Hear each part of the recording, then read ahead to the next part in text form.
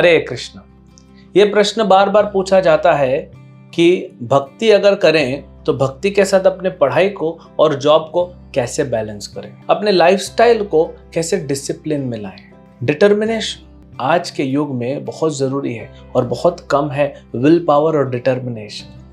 Confusion बढ़ गया है, पुरानी आदतें के कारण हम इधर उधर खींचे चले जाते हैं। संसार में डिस्ट्रैक्शंस इतने बढ़ गए हैं कि अगर आप एक जगह फोकस करना भी चाहें तो बहुत डिस्ट्रैक्शंस हैं। इन सब प्रश्नों के उत्तर को ही देने के लिए हम कुछ टिप्स बता रहे हैं। प्रयास आजकल क्योंकि यही पढ़ाया जा रहा है, हमारी जो शिक्षा पद्धति है उसमें यह बताया जाता है कि तुम मेहनत करो, तुम सफलता प्राप्त करोगे अपनी मेहनत में। अच्छी बात है, लेकिन उसमें क्या होता है, कई बार हम बहुत ज्यादा मेहनत कर देते हैं और सफलता उतनी मिलती नहीं। देखिए, हमको समझना चाहिए ये संसार कर्म के आधार पे चल रहा है। जितना आपका कर्म किया हुआ है पहले, उसके आधार पे आपको जो फल मिलना होगा वो मिल जाएगा। आप ड्यूटी कीजिए, इसका मतलब ये नहीं कि अभी कुछ ना करें, बैठे रहें और मिल जाएगा। हालांकि कई बार मिलता है, कुछ नहीं करने पर भी मिलता है ना लोगों को। कोई बहुत बड़ा करोड़पति अरबपति व्यक्ति है, उसके घर में बेटा या बेटी का जन्म होता है।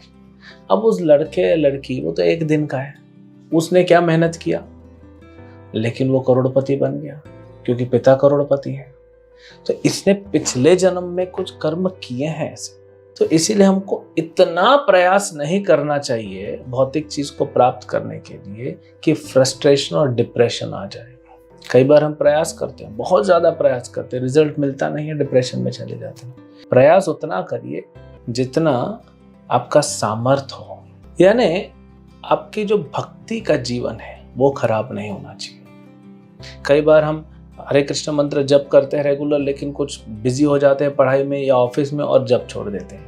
गीता भागवत नहीं पढ़ते, श्रवण नहीं करते, अपनी लाइफ के डिसिप्लिन को खराब कर देते हैं। हमारे आचार्य श्रील भक्तिविनोद ठाकुर बताते हैं बड़ा सरल फॉर्मूला, 8-8-8। 8 घंटा आप अपने शरीर के लिए दीजिए, मतलब 6 घंटा सोना, 2 घंटे में खाना नहाना ये सब हो गया। 8 घंटा आप जो है वो अपने जॉब या पढ़ाई के लिए दीजिए और 8 घंटा आत्मा के लिए, आत्मा के पोषण के लिए। तो अभी आप बोलेंगे 8 घंटा कम है, ठीक है, 1-2 घंटा बढ़ा लीजिए, लेकिन कम से कम अपने आत्मा के पोषण के लिए तो आप कम से कम 4-5 घंटा निकालना चाहिए। नहीं तो फिर डिसिप्लिन बिगड़ेगा 100%, तो फिर बुद्धि डल हो जाएगी। तो इसीलिए क्या हो जाएगा, प्रयास ज्यादा हो जाएगा, ज्यादा मेहनत करेंगे, गलत डायरेक्शन में मेहनत करेंगे। आजकल कहते हैं ना, smart work is better than hard work.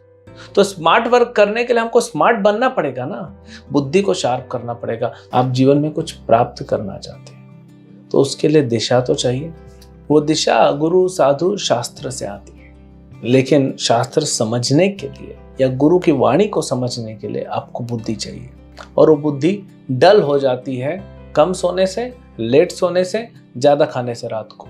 तो उसको हमको क्या करना चाहिए, वो डलनेस को हटा के बुद्धि को शार्प करना चाहिए। और फिर ये प्रयास में नहीं लगेंगे, आप समझेंगे, आपको पता पड़ जाएगा कि मैं बहुत ज्यादा मेहनत कर रहा हूँ, इसमें इतना फल नहीं मिलने वाला है। भगवान इसीलिए कहते हैं कर्मण्येवाधिकारस्ते मा फलेषु कदाचन, तुम कर्म करो।